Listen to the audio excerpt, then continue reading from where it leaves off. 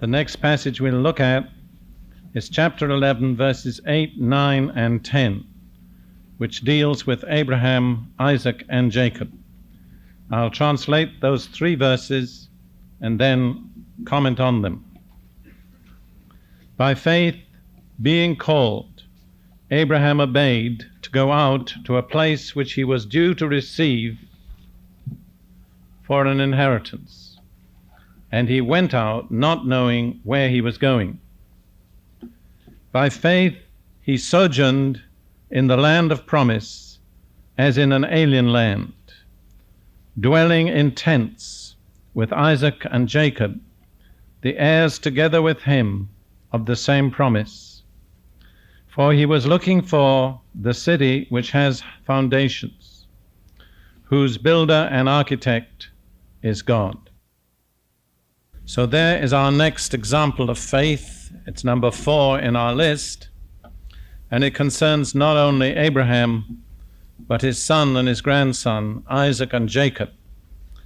Let's look at the nature of what these 3 patriarchs did.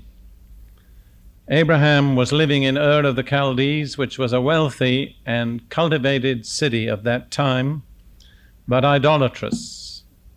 I believe it was primarily a worshipper of the moon goddess.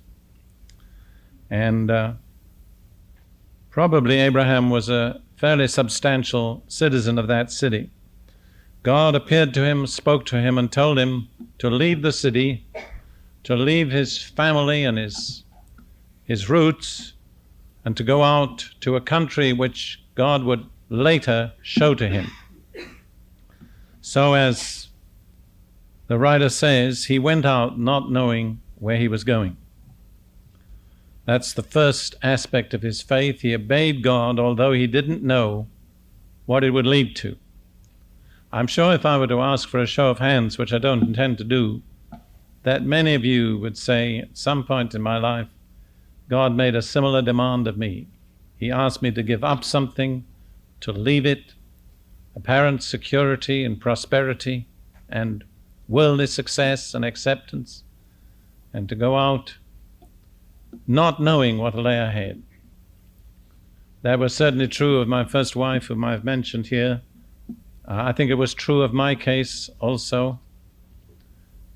And I think actually, sooner or later, it's liable to happen to almost everybody who's truly called of God. At some point, you've got to step out of the familiar and the secure and just leave your fate in the hands of God. That seems to be an absolute requirement of God to begin the life of faith. Then the next aspect of his faith was also shared by Isaac and Jacob. And it says they lived as aliens in the land of promise, living in tents. They didn't stake out any permanent claim in the land that was to be their inheritance. It's rather interesting. They lived in tents which are very mobile, very impermanent type of dwelling. It says several times of Abraham, he pitched his tent, but he built an altar. The most permanent thing that Abraham actually built was not his dwelling, but an altar to God. I believe it was Charles Simpson who said once, a lot of contemporary Christians build their tent and pitch their altar. Abraham had a right sense of priorities. The altar of God was more important than his own dwelling. And interestingly enough, those 3 patriarchs, though the whole territory was promised to them, up to the present time, own no more than just the burial ground of Machpelah. They have just enough to be buried in. That was their faith. Why was he willing to do that? It says in verse 10, he was looking for something in the future. He was expectantly looking for this city which has the foundations. There's "the" in both parts. The King James Version, which we're all so familiar with, says a city, but it's more specific. It is the city which has the foundations, which is, of course, the city that's described at the end of the book of Revelation, which John the Revelator saw coming down from heaven, and its foundations were the 12 apostles of the Lamb. Now let's look at the principle, number 5. To receive our God-given inheritance, it is often necessary to renounce our worldly inheritance. There's one word I hesitated about there. You know what it was? Can you guess? It was the word often. I'm not sure that it isn't always necessary, sooner or later. I believe Jesus essentially said this in Luke 14, verse 33. So therefore, no one of you can be my disciple who does not give up all his own possessions. That's very simple and very radical, isn't it? You cannot be my disciple, Jesus says, as long as you're holding on to your possessions in this world.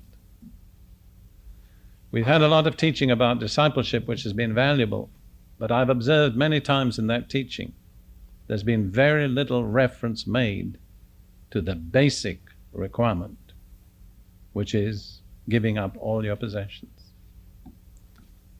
That's basically what Abraham had to do. Abraham is the father of all who believe, and we are his children if we walk in the steps of his faith. Now, I would like to suggest to you, God doesn't ask you to do it simply out of principle. There are principles in the Bible, but if we try to act on principles, we usually mess it up. We are not sufficiently sensitive to know how to apply the principles. If Jesus chooses you to be one of his disciples, he will arrange the circumstances of your life so that you'll end up by meeting his conditions. I've been impressed by the statement that he made in John 15 when he said to his disciples, "You have not chosen me, but I have chosen you." I don't think he was talking about the choice for salvation. I think he was talking about the choice for discipleship. And so I want to, in a sense, frustrate you.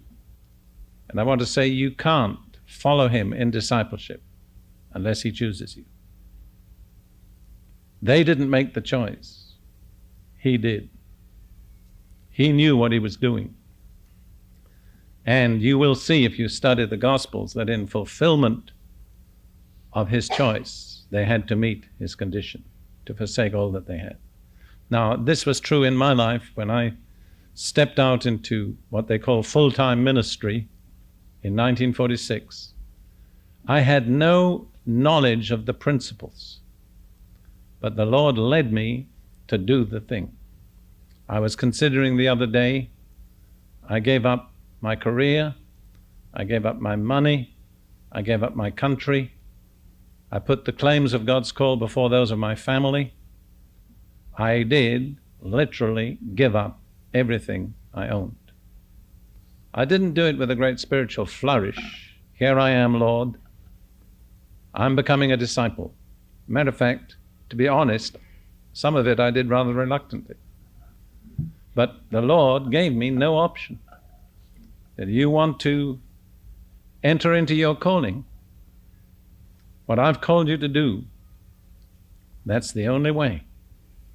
At a certain point, I was in the land of Israel, though it was still called Palestine at that time. My grandfather, who was a retired general in the British Army, and I was his only grandson, and there was a close relationship between us, was dying in Britain of cancer. And the British Army owed me a free passage back to England because I'd served nearly 5 years overseas. And I dearly wanted to see my grandfather. And I knew that he would be missing me. But when I began to make plans to accept that free passage and go home, the Lord gave me a prophecy, which was rather vivid, and it's not the way I would think. But he said, the ship is in its harbor, the sails are set, the crew is on board, The cargo is stowed. If you want to get on now, you can get on. If you don't get on now, the ship will sail without you. And he was absolutely radical. And I know that if I'd made any other decision at that time, I would never have entered my calling in God. I think we need to bear in mind that Christianity, amongst other things, is a very radical religion. You know what radical is? It means it goes to the roots. When John the Baptist introduced Jesus as the coming Messiah and the gospel, one of the statements he made in that connection was, now also the axe is laid to the root of the trees. And every tree which doesn't bring forth good fruit will be hewn down and cast into the fire. You can cut down the branches of a tree and it'll go on growing. You can even cut its trunk and it will remain in the soil. But when you deal with the root, there's no more tree. That's radical. And the claims of Jesus are radical. I don't want to say that to bring anybody into fear or condemnation, but I have a feeling that the Holy Spirit through me is talking to people who are going to be faced with that decision. Some of you I know have been faced. Some of you have made the decision already. So I'm kind of serving notice on you that if God has something further ahead for you than you've yet entered into, He's going to insist on His unvarying condition. At some point, you're going to have to step out like Abraham, leave everything behind, not knowing what lies ahead. I did that, as I say, basically 39 years ago.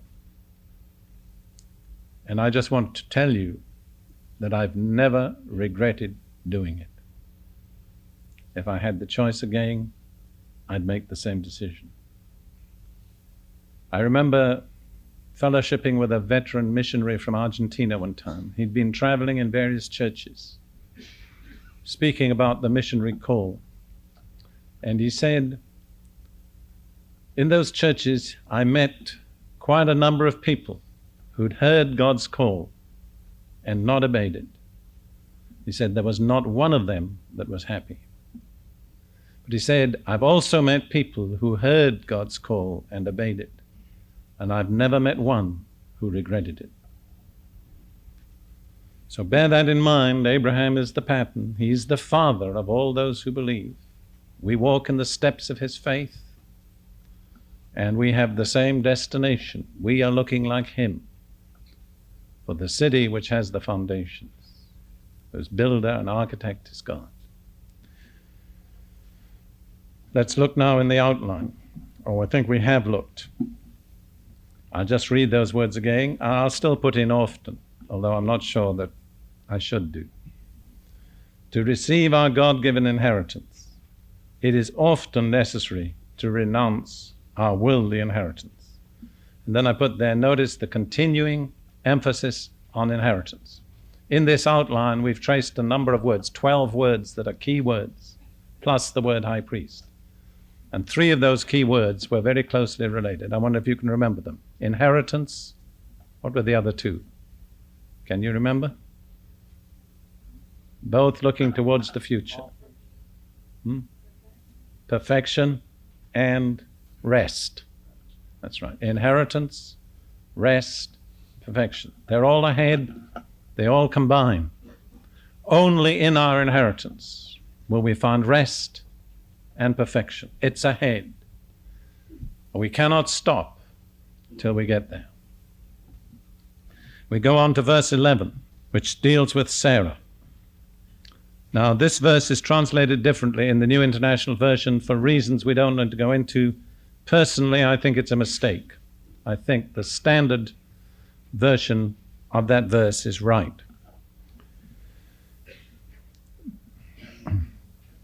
Verse 11, by faith also Sarah herself received power to conceive seed, even though she was past the natural time of life, because she judged faithful the one who had given the promise.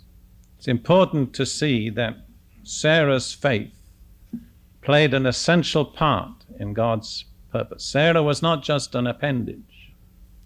She was an essential part of the plan.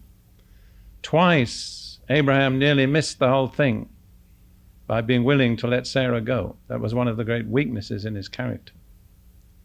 But he could never have entered into his inheritance apart from Sarah, because Sarah was the foreordained mother of the child that was to bring the inheritance.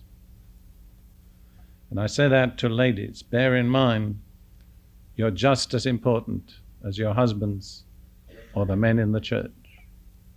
Your importance is in a different area, but it's no less. I have strong reservations about any kind of presentation of Bible truth that suggests that women are on a lower level of importance or spirituality. I don't believe it. I know for my part, I could never be what I am or anywhere near it without both my first wife and my second wife.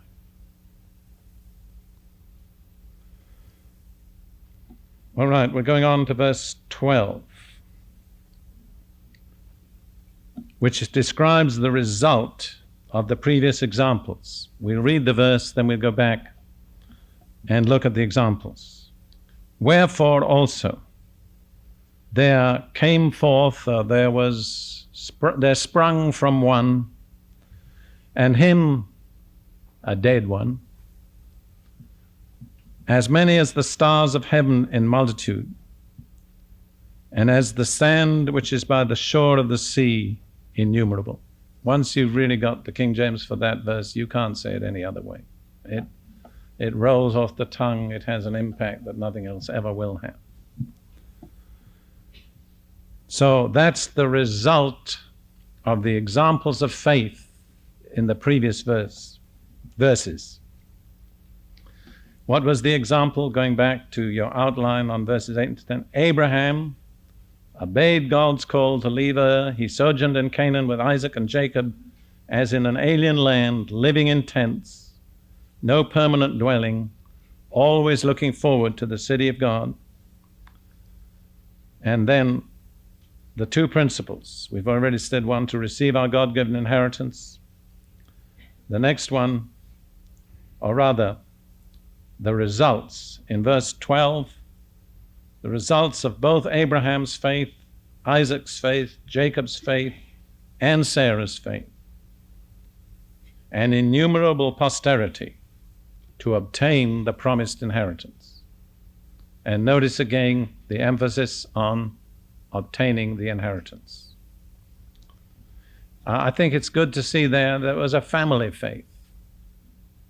It included Abraham, his son, his grandson, and his wife, and really his son's wives too.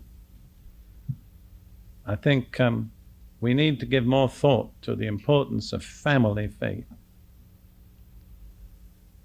I think in the Bible and in biblical culture there was much greater emphasis on the collective faith of a family than we have in our very fragmented society today. But where a family can achieve collective faith, it's tremendously powerful. And as parents, we must never neglect the faith potential of our children. The real way to bring children into the spiritual life is to challenge their faith. Not to treat them as immature, but to challenge their faith. To present the needs and the problems to them and challenge them to pray in faith for their solution. The children that my first wife and I brought up, they had to live that way. Sometimes Lydia would say to them, "We've got no breakfast, children. You better pray." Or, "We have no money. You better pray." And when they saw the breakfast come and the money come, believe me, they knew that God was real. That was something that no subsequent brainwashing in a secular school could fully take away from us. My youngest daughter of that batch, Elizabeth, when she was 18 years old, had very poor eyesight. every year she'd have to get thicker glasses. When we were in East Africa, in Mombasa, I said to a servant of the Lord, who's I now believe with the Lord, Brother Madsen Bose, I said, Brother Madsen, would you pray for Elizabeth's eyes? He prayed a very short, simple prayer, and Elizabeth took her glasses off. We didn't tell her to do that. And she's a rather reticent child, so we didn't want to push her. But after a couple of days, Lydia said to Elizabeth, how is your eyesight? Is it better? And she said, well, he prayed, didn't he? And she had absolutely perfect eyesight. She excels in needlework, and she's never had to use glasses ever since. Well, she's had some problems in her life, some ups and downs spiritually, but that one thing is a rock for her faith that cannot be removed. God gave her eyesight. All right, we're going on now to verses 13 and 14.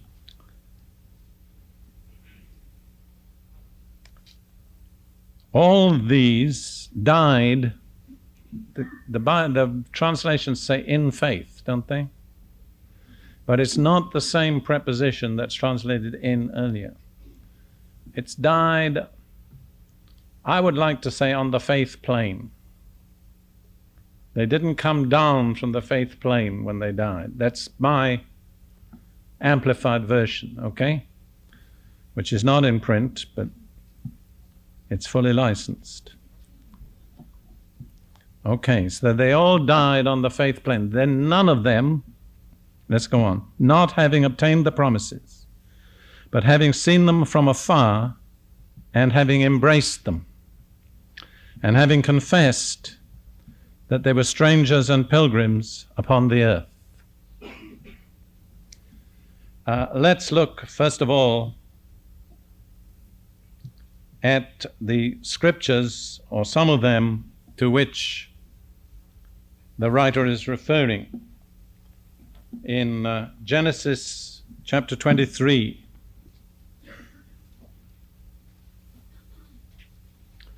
these words always touch me.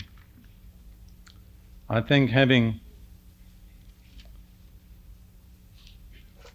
seen one wife go to the Lord, I can always identify in a special way with Abraham. I think I know what he felt. Genesis chapter 23,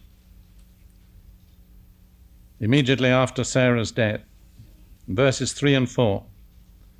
Then Abraham arose from before his dead and spoke to the sons of Heth, saying, I am a stranger and a sojourner among you. Give me a burial site among you, that I may bury my dead out of my sight. You realize in that hot climate it had to be done very quickly. But notice his confession. I am a stranger and a sojourner among you. I don't suppose he said that with tremendously spiritual motives. Like many things we say that are very significant, we don't think at the time of their significance. But you see, God heard that, and it was recorded in his favor. And then we can look at Jacob's confession in Genesis 47:9. In fact, I dare say Abraham's heart was breaking when he said that. And it occurs to me that sometimes things that we say in moments of pressure and sorrow turn out for the best. This is Jacob's statement to Pharaoh in Genesis 47:9. It was a convention in Egypt that no one was to excel Pharaoh in anything significant. So when Jacob was asked how old he was, he had to present his age, which was greater than that of Pharaoh, in such a way that it didn't upset Pharaoh's dignity, see? So this is what he said: the years of my sojourning are 130. Few and unpleasant have been the years of my life, nor have they attained the years that my fathers lived during the days of their sojourning. And most people today would be content with 130, but Jacob said it's just a poor thing by comparison with Abraham and Isaac. But you notice that he too used the word sojourning. So those are the passages that the writer of Hebrews had in mind. We're going back now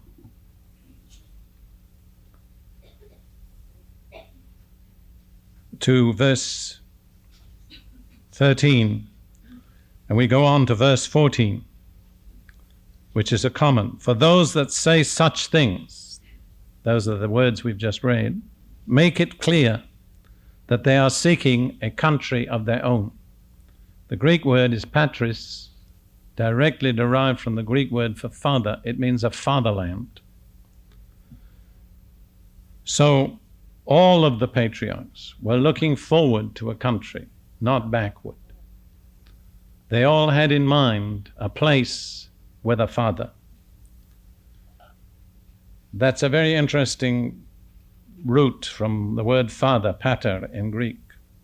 Another word is patria, which occurs in Ephesians 3:15, where it says, of God the Father, from whom every fatherhood in heaven and earth derives its name, or every family. You'll understand that both the word family and the word country are connected with the word father, so that they were looking forward to a place with a father. And my comment on that is, every true believer yearns for an eternal home. You hardly ever meet a person who doesn't change when you begin to talk to him about his home. It does something to a person. Even you or myself, who are quite old, if we were to start thinking and talking about our childhood home or homes, something would begin to churn inside us. I don't know whether you've ever felt somewhat lonely. I grew up in Britain between the two world wars, and Britain was a very secure place in those days. And my family, all being officers in the British Army, had a very secure position. The world today is extremely different. It's unimaginably different. There's very little real security anywhere. Social position doesn't give it, money doesn't give it. We live in a tremendously insecure age, when almost everything we would seek for security in the natural is liable to crumble and disappear almost overnight. And I have to admit, sometimes I think back to the days of my childhood, and I think how secure I was. I didn't know anything but security in those days. There was nothing to threaten it. My grandfather, with whom I lived when my parents were in India, was a respected person in the area. I got some of the reflected glory. And I would still feel insecure today if I didn't have the same conviction that Abraham, Isaac, and Jacob had. I believe I'm headed for a place where there's a father, a country of my own. Let's look for a moment in Revelation 14, verse 1. This is part of the vision of John the Revelator. And I looked, and behold, the Lamb, that's Jesus, was standing on Mount Zion, and with him 144,000, having his name and the name of his Father written on their foreheads. So these people, who are very special people in the book of Revelation, are identified by the fact that they have the name of Jesus and the name of God the Father on their foreheads. And what is on your forehead, I think, typifies the way you think. So they thought father-wise. They were secure. They knew they had a father. And they followed the Lamb wherever he went. And it seems to me that as this age draws to a close, and as we get nearer and nearer the picture of things that's given us in Revelation, we're going to need to have our Father's name on our foreheads. We're going to have to think in terms of security. And we're going to have to be very sure that we're not looking backwards, but like the patriarchs, we're looking forward to the city that has foundations, the foundations. Let's look now at the two principles that emerge. Principle number 6, faith inspires hope beyond this life. think that's very, very important. There's been a certain tendency sometimes almost to belittle faith for a future life. The world talks about it as pie in the sky. Well, I think that pie has a sweet taste. I'm glad it's there. I'm not ashamed of looking forward to heaven. And that's a mark of faith. It doesn't look backwards. It looks forwards and upwards. The second principle there, number 7, faith needs to be expressed by appropriate confession. That was the strength of Abraham, his right confession before the tomb of Sarah. And that, of course, is contained in the principle stated there in Romans 10, 9 and 10, which we probably should know by heart. If thou shalt confess with thy mouth Jesus as Lord, and shalt believe in thine heart that God hath raised him from the dead, thou shalt be saved. For with the heart man believeth unto righteousness, and with the mouth confession is made unto salvation. It is not enough to believe in the heart. What makes believing in the heart effective is confessing with the mouth.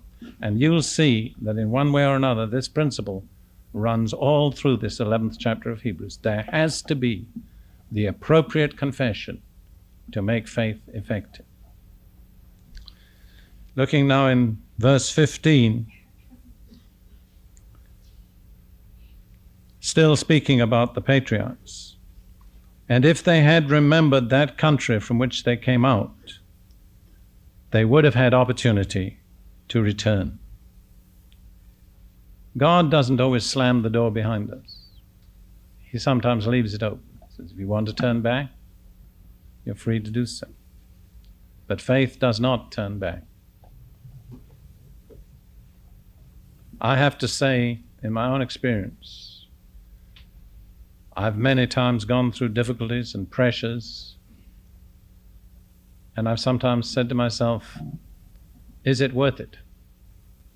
But then I've said to myself, what's the alternative? And frankly, there isn't one that appeals to me.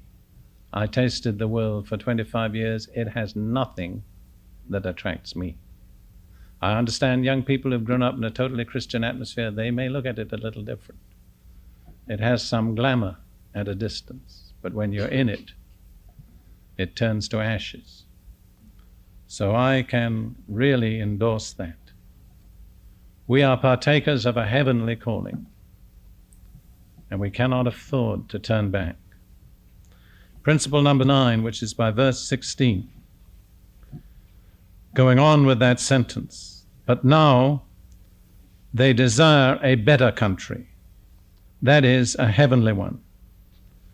Wherefore God is not ashamed to be called their God, for he has prepared for them a city. I think that relates specifically to Exodus 3:15. I'd like to turn there for a moment. This is the conversation between the Lord and Moses when the Lord is sending Moses back to Egypt to deliver Israel. Moses says, when I tell them God has appeared to me, what name am I to give them? And this is the answer of God. In Exodus 3:15, God furthermore said to Moses, thus you shall say to the sons of Israel, the Lord, the God of your fathers, the God of Abraham, the God of Isaac, and the God of Jacob, has sent me to you. This is my name forever, and this is my memorial name to all generations. That verse has really made a deep impact on me. When God said, you want to know my name? My name is the God of 3 men, Abraham, Isaac, and Jacob. And this is my name and my memorial to all generations. He says, if you want to know how to call me the God of Abraham, Isaac, and Jacob. That's stupendous, that God has chosen forever to be identified as the God of 3 men. Why? Because they were not ashamed of him. Because they made the right confession. So the writer of Hebrews says, neither was he ashamed of them. And you remember what Jesus said? He that confesseth me before men, I will confess before my Father. And he that denieth me before men, I will deny before my Father. So what we say is of destiny-deciding importance. God is the God of those who acknowledge him by their confession. Now we're coming to a rather lengthy passage, and we have only a few minutes left. The next passage deals with Abraham's willingness to sacrifice Isaac. I want to redeem the time, so we'll begin to go into it, but I'm afraid we'll have to go back at the beginning of next time. This is a very important passage. I think I can translate it at least. By faith, Abraham, when he was tested, offered up Isaac. And he was willing, or he was in process of offering his only son.